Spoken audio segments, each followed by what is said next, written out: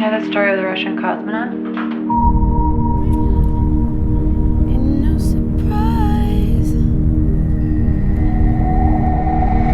I can't sleep tonight.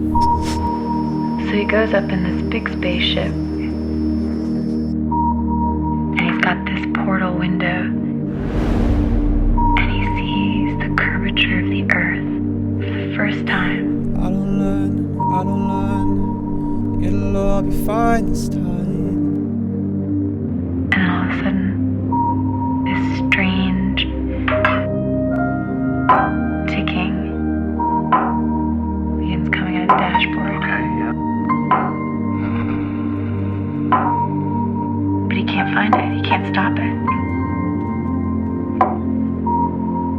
It keeps going.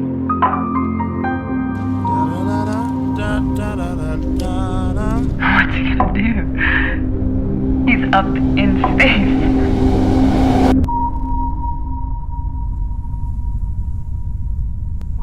So Cosmonaut decides the only way to save his sanity is to fall in love with this sound.